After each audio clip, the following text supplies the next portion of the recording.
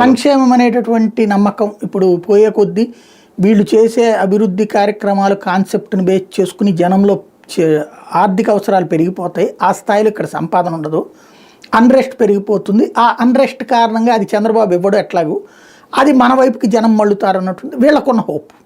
వీళ్ళు ఆశతో బ్రతుకుతారు. ఇప్పుడు తెలుగుదేశం ఇంతకుముందు హైదరాబాద్ అనేది కట్టిన తర్వాత తెలుగుదేశం అక్కడ ఈ రోజు వరకు గెలవాల. ఇది వీళ్ళు చెప్పే సైబరాబాద్ కట్టిన తర్వాత ఈ రోజు వరకు తెలుగుదేశం గెలవాల. వీళ్ళు ఆ హోప్తో బతుకుతారు.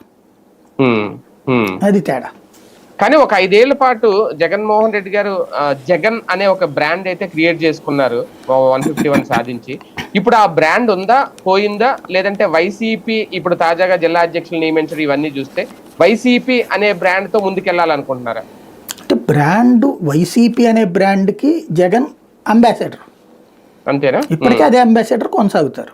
ఇదివరకు తను ఓ రకంగా ఇదే ఈ మన అజిత్, చిరంజీవి, పవన్ కళ్యాణ్, బాలయ్య ఈ సినిమాల్లో హీరో సెంట్రిక్, మిగతా పాత్రలన్నీ ఉంటాయి, హీరో సెంట్రిక్గా నడుస్తాయి.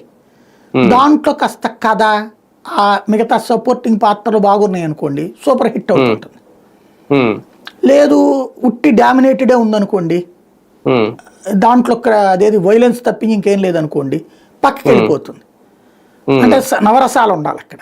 అంటే ఒకసారి ఓడిపోయామంటే ఆ బ్రాండ్ పోయినట్టు కాదా? ఒకసారి ఓడిపోతే బ్రాండ్ పోతే కనుక చంద్రబాబు నాయుడు గారికి మళ్ళీ బ్రాండ్ ఎక్కడి నుంచి వచ్చింది? అప్పుడు 2 సార్లు ఓడిపోయాడు కదా అంతకుముందు, మళ్ళీ మొన్నటిసారి ఓడిపోయాడు కదా, 3 సార్లు ఓడిపోయాడు కదా. రాజకీయాల్లో ఓటమి బ్రాండ్ పోగొట్టడం అనేది ఉండదు. అంటే బాబు గారికి ఒక రకంగా జనసేన రూపంలోనో, పవన్ కళ్యాణ్ రూపంలోనో, లేదంటే మళ్ళీ మోడీ రూపంలోనో కలిసి వచ్చింది.